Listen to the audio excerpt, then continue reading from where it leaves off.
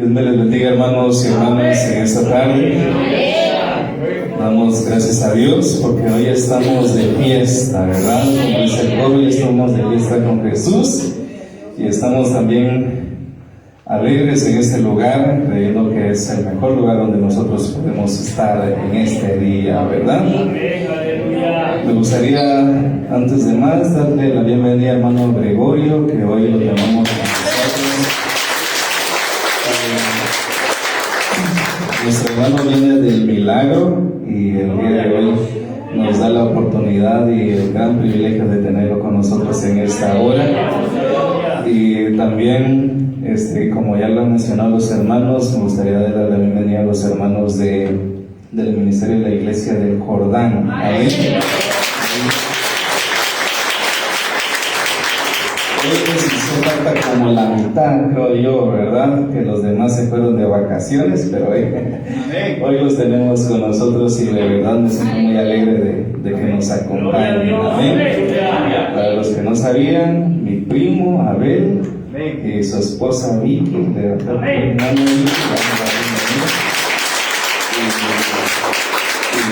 y Debbie, quien es la directora del grupo de la alabanza.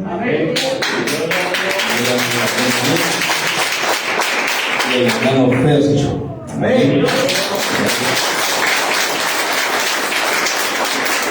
El hermano Fercho, que de cariño le decimos Fernando. Le damos la bienvenida también. Así que Dios les bendiga. Gracias por aceptar la invitación y pues espero que hoy hemos disfrutado de este momento especial de alabanza. Hermanos, a cada uno de ustedes, bienvenidos a la casa de Dios. Vamos a ver la oportunidad para que puedan salir los niños y en eso nosotros nos acomodamos, hermanos, y vamos a meditar un momento acerca de la palabra de Dios. Amén. Antes de ir a más, me gustaría, hermanos, me gustaría que pueda pasar acá al frente, hermana Sonia. Hoy estamos, hermanos, dando gracias a Dios. Hoy estamos dando gracias a Dios por la vida de mi hermana. Hoy no es su cumpleaños, digo yo, ¿verdad? No le pregunté si era su cumpleaños, pero creo que no. O sí, si no, le celebramos le felicitamos el Happy Birthday. Aquí abajito, hermana, hoy quiero comentarles que el motivo por el que estamos haciendo esa actividad, y si está viendo ya a los demás hermanos, es porque el Señor le ha dado la bendición a mi hermana Sonia de que los médicos le dijeron que ya salió del cáncer.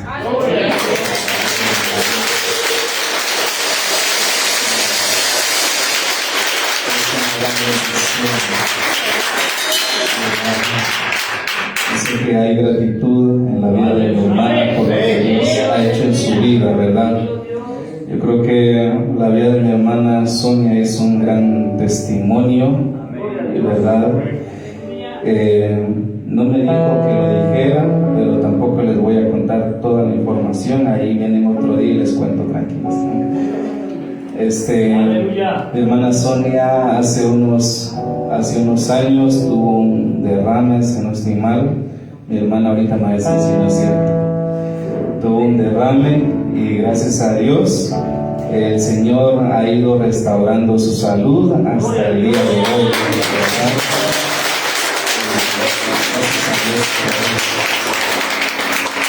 Y ahí que por eso mi hermana dice a veces que por eso no le gusta hablar tanto, ¿verdad? Pero ya sé que sí le gusta hablar.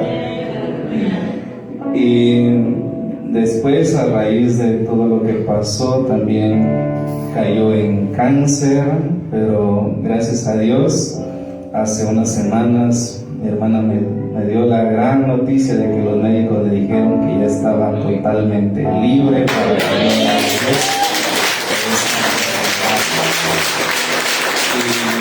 Y qué bueno que es Dios, ¿verdad? Por eso estamos reunidos en esta hora, ¿verdad? Para dar gracias a Dios y para alegrarnos juntamente con mi hermana por esa gran bendición que recibió en su vida. fácil, pero mi hermana sigue en pie. ¿Y cuánto decimos una hermana? Así que vamos a hacer una pequeña oración. Yo quiero invitarle a que se pueda poner de pie conmigo en esta hora. ¡Aleluya! Y vamos a darle gracias a Dios. Hermanos, si hoy arrodilla aquí al frente de este lado, y vamos a darle gracias a Dios por su vida. Y los líderes que están acá, hermanos, y los consejeros, quiero invitarles a que puedan acercarse acá conmigo y vamos a hacer una pequeña oración, una breve oración, pero una oración sincera, para darle gracias a Dios por lo que Dios le ha concedido a mi hermano. Entonces, ¿por qué no cierra un momento sus ojos? Le decimos al Señor, Señor, muchas gracias por esta bendición que tú le has dado a mi hermana Sonia. Porque yo he sido testigo, Señor, de cuántas veces ha llorado, cuántas veces se ha sentido triste, cuántas veces ha estado a punto de desmayar, pero Señor ha tenido voluntad de seguir adelante pese a todo, y pese a que es nueva en el Evangelio, Señor, ha sabido poder soportar la lucha, la prueba y los momentos difíciles, pero sobre todo ha podido ver en su propia vida la bendición que conlleva ser hija tuya.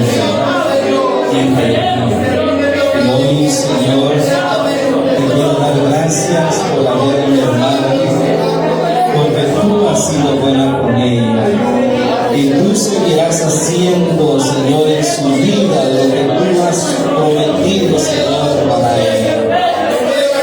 Lo que tú has prometido, Señor, que siempre lo cumplirás en ella. Y le vas a dar las fuerzas, Señor, para seguir adelante hasta el final, Señor, cuando tú decidas que sea tu venida. Gracias, Cristo de la gloria. Gracias, Padre Dios, por tu bendición. Gracias. Hoy te agradecemos a ti. Hoy te agradezco por la vida de mi hermana, Señor. Y te pido, Señor, que tú estés a su lado. Desde ya, Señor, te clamo por sus hijos, por sus hijas, por sus nietos, para que tú también hagas una obra especial en ellos y en ellas, Señor.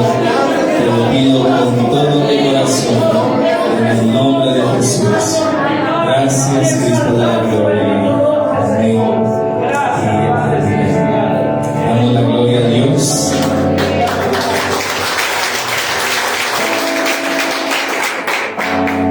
Pueden tomar sus lugares. Y damos gracias a Dios por la vida de mi hermana. Amén. Y así más adelante quiere dar unas palabras, le vamos a dar un tiempo. Y si no, ahí que nos pase saludando a cada uno, ¿verdad? Amén, aleluya. Muy bien. Ahora sí, vamos a meditar, hermanos, en la palabra de Dios. Y quiero invitarles a que abran conmigo las Escrituras y vamos a leer en el libro de Hebreos.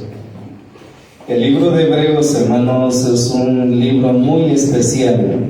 La mayoría de personas cree que lo escribió Pablo, sin embargo no fue Pablo. Hebreos capítulo 10. En realidad no sabemos quién fue el verdadero escritor del libro de Hebreos. Sin embargo, muchos atribuyen a Pablo por la similitud que tiene la carta a los hebreos con las epístolas paulinas y algunas epístolas generales. Sin embargo, inclusive algunos aducen a que posiblemente fue Bernabé quien escribió el libro de Hebreos. Otros inclusive, aunque sin muy poco fundamento, han argumentado que posiblemente el escritor fue Lucas por la forma en la que se expresa, similar al libro de Hechos, pero vamos a dejar ese estudio para otro día, ¿verdad? Así que veamos Hebreos capítulo 10, el versículo 35 y el versículo 36. ¿Ya lo tenemos? Amén. Muy bien. Entonces, la palabra del Señor dice de la siguiente manera: no perdáis, pues, vuestra confianza, que tiene grande galardón, porque os es necesaria la paciencia para que, habiendo hecho la voluntad de Dios, obtengáis la promesa. Muy bien, pueden tomar sus lugares en esta hora. Muy bien, hablando e intentando ampliar un poquito más lo que hemos estado viendo durante los últimos días respecto a la iglesia primitiva. Nosotros hemos estado recapitulando algunos puntos muy interesantes de ellos. Por ejemplo, el inicio de la iglesia. Cuando vemos el libro de los Hechos, vemos que la iglesia como tal, el evangelio, comenzó con potencia. Los discípulos en su momento tenían un valor muy grande, pero un valor de valentía, no de valor de importancia. Una valentía para predicar el evangelio. Nosotros vemos en la historia que Pedro les predicaba a los judíos, y también algunos discípulos de Jesús también le predicaba a los judíos. Pablo, Bernabé, también podemos ver a Timoteo, el pastor Timoteo. Él predicaba en la iglesia de los gentiles, en la iglesia de Grecia, en la iglesia de Roma, en algunas iglesias de Egipto. Es decir, que ellos expandieron al inicio de la iglesia el evangelio de forma muy poderosa. El impacto de ellos fue tan fuerte que en poco tiempo, o sea, poco tiempo, nos referimos a un periodo aproximado de 30 años. En ese tiempo el evangelio se expandió por todos los lugares de una forma increíble. Podemos ver entonces que el inicio de la iglesia fue con potencia, fue con poder. Y también podemos ver que tenían mucha fe. Ellos creían fervientemente en la palabra de esperanza y esperaban con muchas ansias, esperaban con mucho deseo cumplirse la promesa divina, que es el retorno de Jesucristo. Algunos de ellos la habían visto irse a Jesús en las nubes, y otros nunca lo vieron ascender. Sin embargo, por lo que escuchaban y por lo que veían que hacían los discípulos y los predicadores y los pastores de ese entonces muchos aceptaban la palabra de Dios y creían en un futuro retorno de Cristo a esta tierra para escoger a los fieles. ¿Y cuántos son fieles? Ahora, ¿cuántos quieren ser fieles? Si queremos ver a Cristo, entonces tenemos que ser fieles.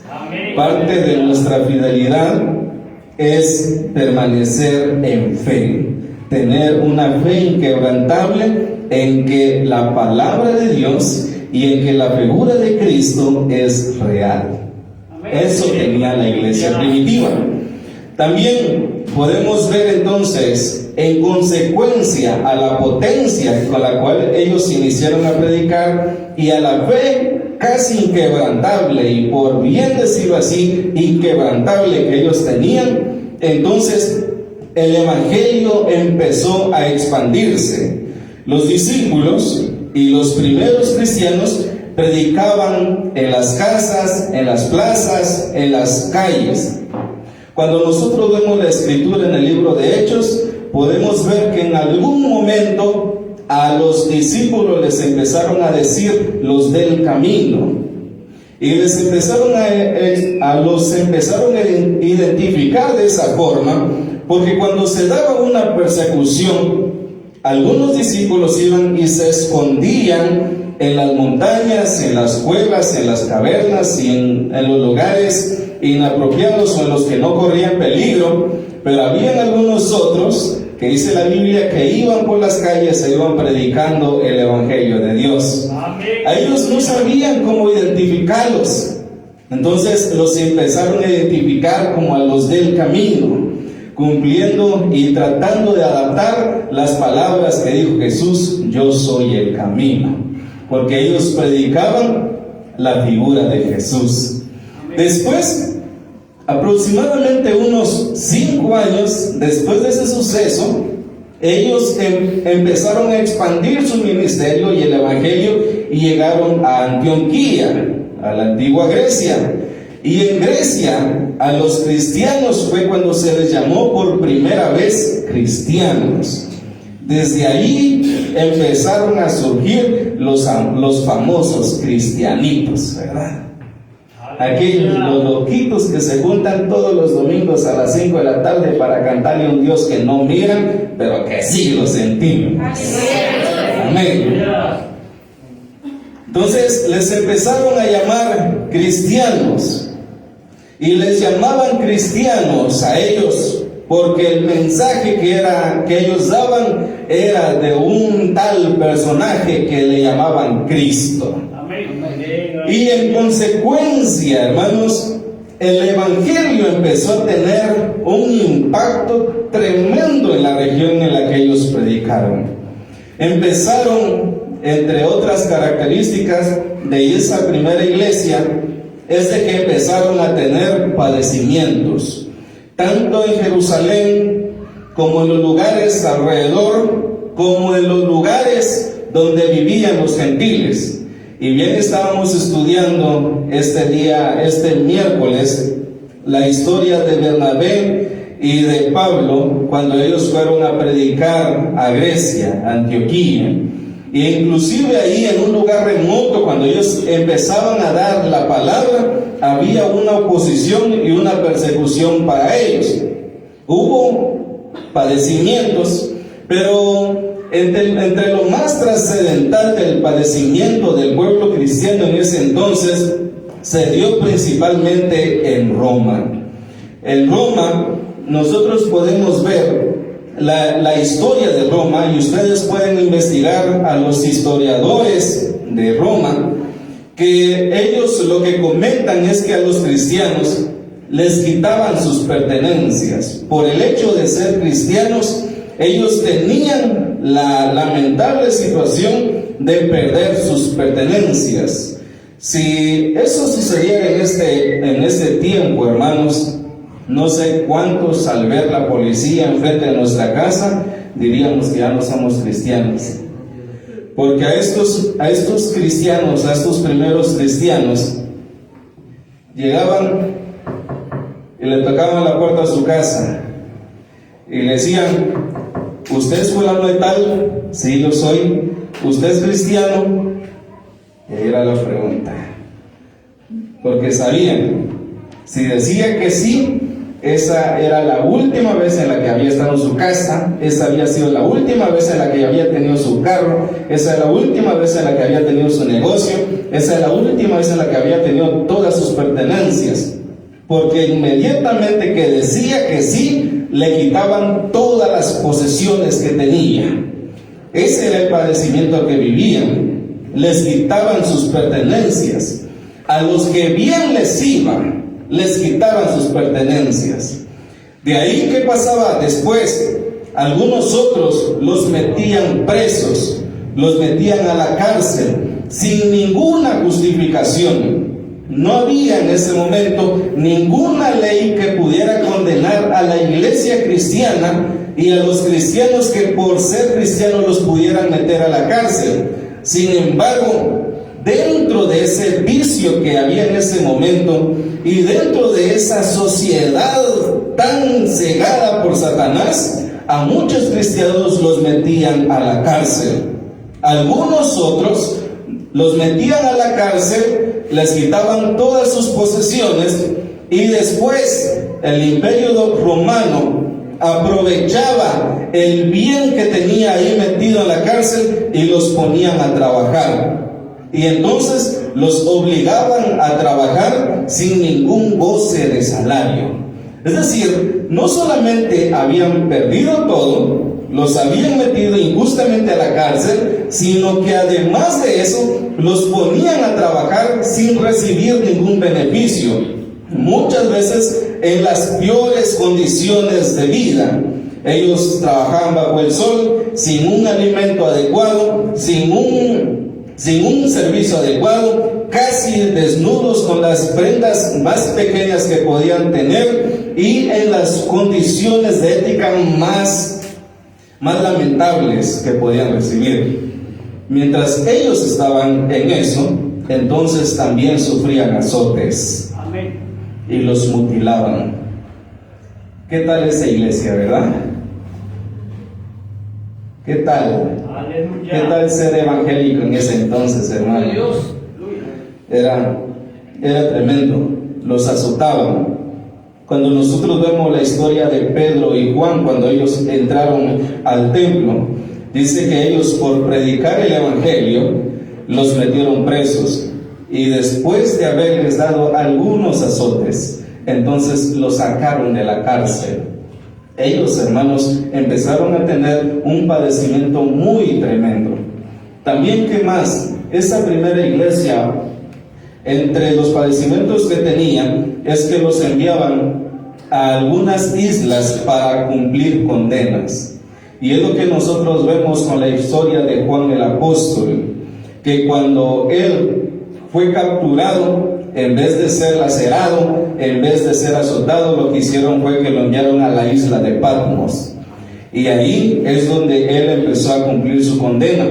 Sin embargo, no era solamente de mandarlo a la isla, sino que también estando en la isla, la persona que estaba en la isla tenía que ver de qué manera sobrevivía en la isla.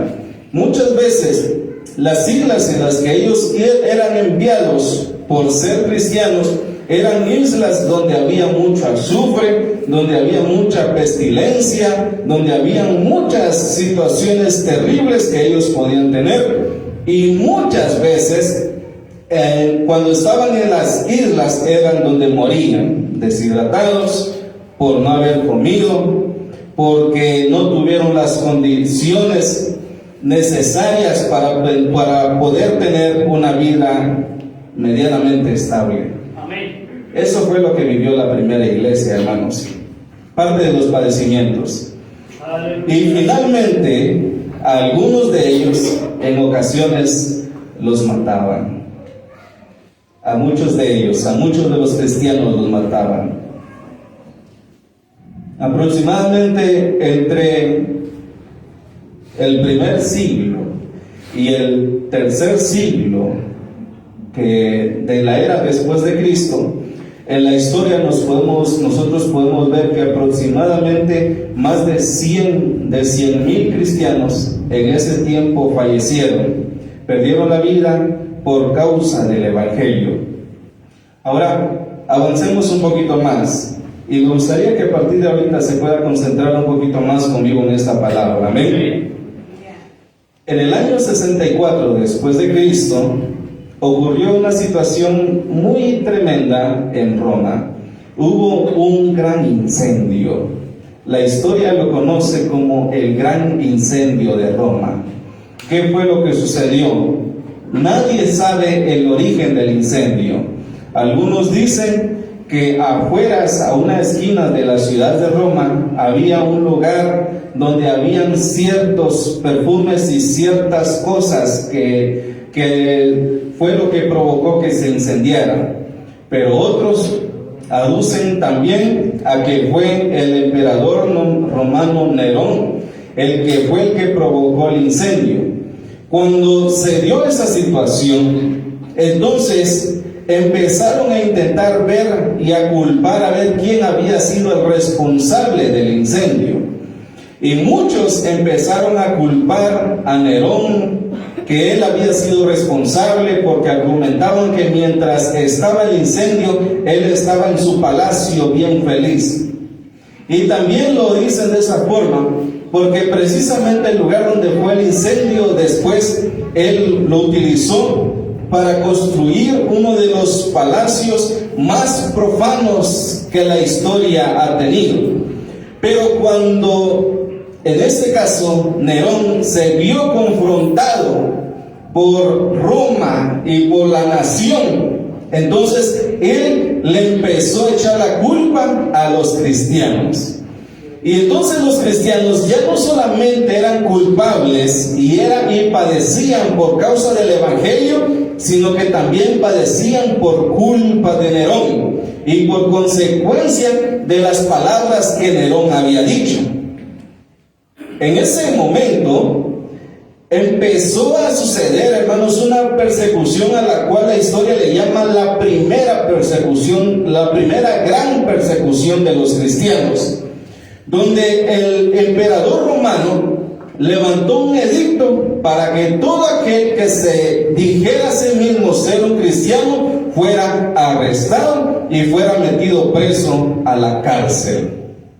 Ahora, cuando nosotros vemos esa historia, hermanos, y ese suceso, cualquiera hubiera dicho y hubiera tomado la decisión de dejar el evangelio. Usted sabe que no lo había hecho. Usted sabe que no había sido culpable. Sin embargo, si usted profesaba su fe en público, si usted decía que de verdad usted era un hijo de Dios en público, estaba entonces condenado, hermanos, por completo, condenado a la muerte, condenado a padecer por causa de algo que usted no hizo. Y yo les voy a decir, hace unos años, en el colegio, yo no era de los rebeldes en el colegio. Yo sé que yo me miro bien tranquilo, ¿verdad? Y así lo he sido. Pero me recuerdo que en una ocasión, a algunos compañeros del colegio se les ocurrió la gran buena idea de hacer un sindicato de estudiantes en el colegio. Y los que no saben qué es un sindicato, investiguen, porque así avanza. Pero ahí en el colegio a los compañeros se les ocurrió poner el famoso sindicato de estudiantes de colegio tal y tal. Y pusieron un rótulo en la puerta. Y el rótulo decía: si tienes un problema con algún maestro o con algún compañero, búscanos y nosotros te lo resolvemos. Calidad, ¿verdad? Sucede que yo no me di cuenta cuando algunos compañeros pusieron ese rótulo, pero yo era el presidente de la clase en ese momento. Y llegó el maestro, llegó el director del establecimiento bien enojado, porque mis compañeros eran bien pilas, pusieron su rótulo, pusieron el escudo de Guatemala, se hicieron un buen sindicato. Y cuando llegó el director, lo primero que fue a preguntar es: ¿quién lo hizo? Esa fue la pregunta de él. Pero ninguno quería condenar a los que sí lo habían hecho, ni tampoco los que lo habían hecho querían admitirlo. Entonces, como nadie lo quería hacer, al director se le ocurrió la gran buena idea de decir: ¿y dónde está el presidente? Y a mí no me quedó otra que levantar la mano y decir: aquí estoy. Y me dijo: ¿usted es el presidente? Si yo soy el presidente, entonces usted dígame quiénes fueron. Y yo no le quería decir, como usted creo yo que lo hubiera hecho, ¿verdad? O ustedes de lo que dicen: él lo hizo. Nosotros tratamos de ser un poquito más cultos, ¿verdad? Entonces yo le dije que yo no le iba a decir, pero que si quería me podía dar una hoja y le iba a sacar un listado de los que lo habían hecho. Yo dije: saber mi responsabilidad, se va el director para su dirección, todos felices, ¿verdad? Entonces me dio mi hoja, yo empecé a escribir a todos los que yo me acordaba y se lo di y esperé que se fuera. Pero en vez de irse este tan lindo director, lo que hizo fue agarrar la hoja y dijo: bueno, ya sé quiénes son y ahorita les voy a llamar. Y empezó a llamar a uno por uno de los que yo había escrito en la hoja. Pero sucede que yo cometí un error. Y yo cometí el error de poner a una persona que no había participado y que yo creí que sí lo había hecho. Y cuando el director dijo, y Juan también se viene conmigo, este Juan se levantó de su silla y dijo, ¿por qué me voy yo si yo no hice nada? Mejor llévense a él. Y él, porque él sí lo hizo. Y sucede que cada uno, como Juan llamó al otro que sí lo había hecho, entonces el otro culpó al otro que todavía no habían llamado. Y ese otro, cuando vio que su nombre estaba en el listado, entonces llamó a la otra que tampoco estaba en el listado, pero que también había participado. Y uno por uno, como nosotros decimos vulgarmente, se puso el dedo. Así se descubrieron ellos. Hermanos, si nosotros viviéramos en este tiempo y nos confrontaran en este lugar a nosotros, si somos hijos de Dios, ¿cuántos se quedarían callados y no aceptarían que tienen a Cristo en su corazón cuando miran que su vida corre peligro? Y cuando los culpan injustamente, entonces terminan señalando a otro. Eso era lo que vivía la iglesia en ese entonces, hermanos. Ellos vivían un padecimiento sin ninguna causa justa, pero ellos lo padecían por causa del Evangelio. Amén. Los cristianos en ese entonces se convirtieron en el hazme reír de la iglesia, se convirtieron en el hazme reír del mundo, y todos los que eran atrapados siendo evangélicos o siendo cristianos, como así se les denominaba en ese primer tiempo, entonces todos tenían que vivir un tipo de padecimiento. ¿Qué era lo que hacían? Los metían a la cárcel y los mantenían durante cierto tiempo. Y cuando había un evento especial, entonces los llevaban a un lugar que se llama Coliseo. Pero lo va a hacer de una forma práctica. Hermano Rigo, véngase para acá un ratito, así rapidito. También a quién puedo llamar, hermano Aníbal, véngase un ratito para acá. Hermano Wilson, véngase también un ratito para acá. Así, Daniel, también venite un ratito para acá, aquí arriba. Hoy les voy a dar permiso para que suban conmigo. Hermano Neto, también venite un ratito para acá. Aprovechando, hermano Rigo, hermano Gregorio, también véngase un ratito para acá. Así rapidito. Y vamos a ver. Hagan un círculo ustedes. Así donde están. Hagan un círculo así donde están.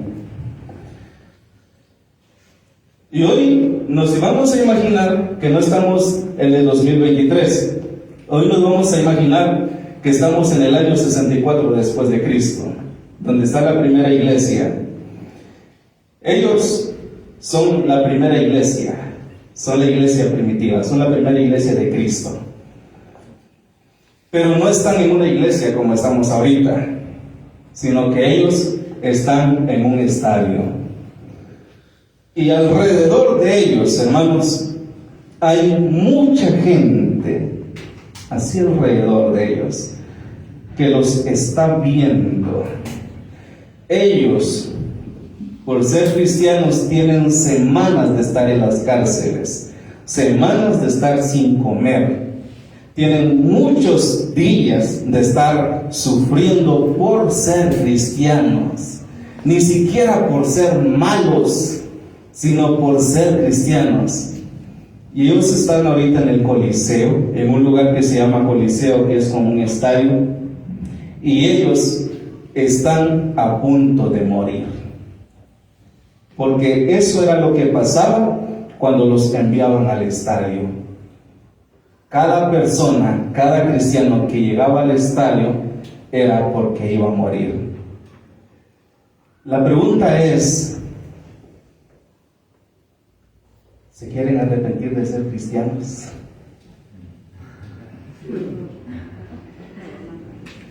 Porque si dejan de ser cristianos, se van a salvar de su muerte segura.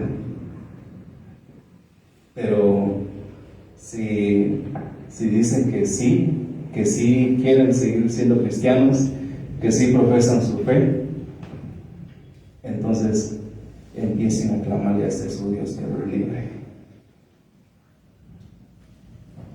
Y eso era lo que les decían a ellos. Si quieren salvar sus vidas, entonces nieguen a Cristo. ¿Y sabe qué era lo que hacían la mayoría ahí? Decían, no, yo he decidido seguir a Cristo. Aleluya. Pero no se quedaba solo ahí. Entonces, como ellos no quisieron rechazar a Cristo, entonces las consecuencias de su decisión era que toda la gente que estaba alrededor había llegado sencillamente para burlarse de ellos y burlarse de su fe. Y lo que esperaban era que ellos sufrieran más. Entonces, en la puerta donde está ahorita, habían encerrados unos leones que tenían semanas de no comer y estaban totalmente hambrientos, esperando la oportunidad de echarse su cenita en el nombre de Jesús. Y soltaban a los leones, y los cristianos estaban en grupito, y salían los leones caminando y buscando qué comer. Se paseaban en medio de los cristianos, y cuando miraban el temor de ellos, entonces los empezaban a atacar y se los comían vivos.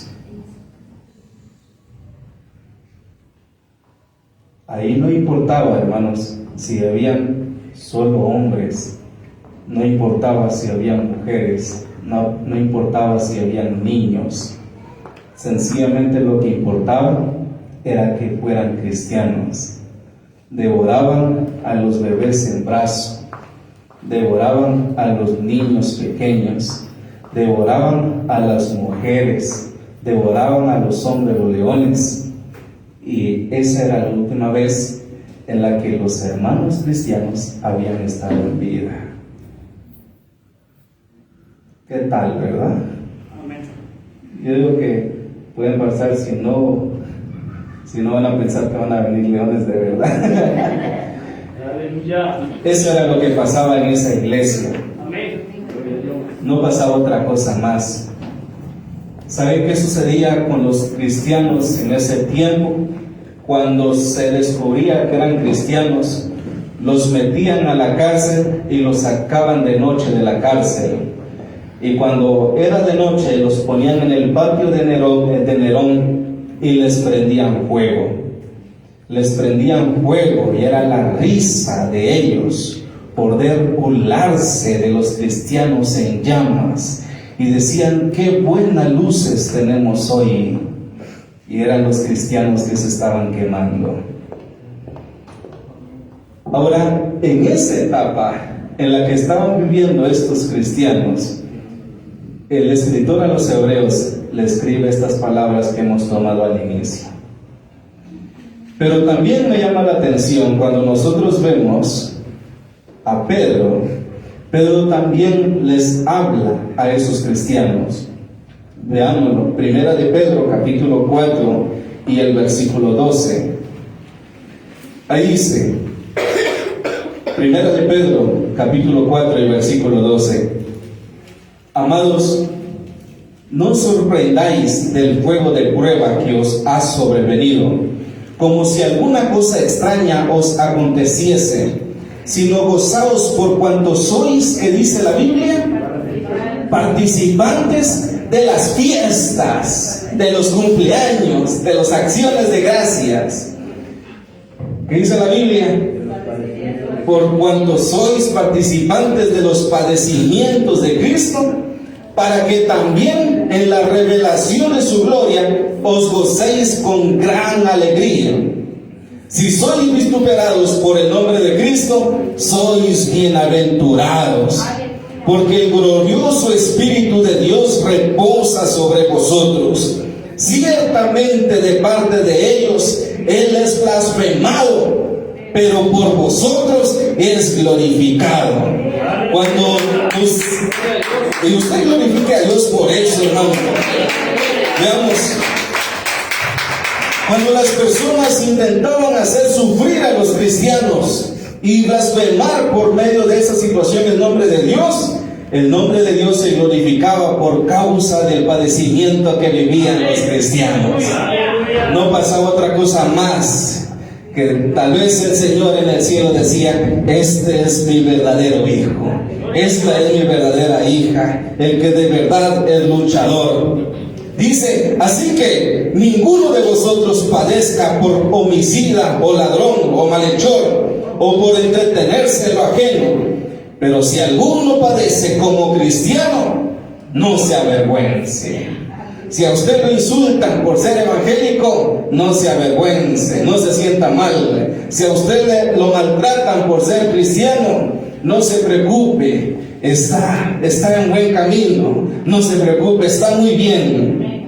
Sino glorifique a Dios. Es decir, cada vez que a usted lo insulten, ahí va la aleluya, ahí va el pandereta, ahí va el cristiano, a la iglesia, el religioso, lo que quieran decir de usted. Usted en su corazón dígale: Señor, gracias. Gracias porque me pueden reconocer como hijo tuyo. Gracias porque yo no lo he intentado, pero la gente se ha dado cuenta que mi vida te pertenece. Gracias. Eso debe salir de nuestros labios.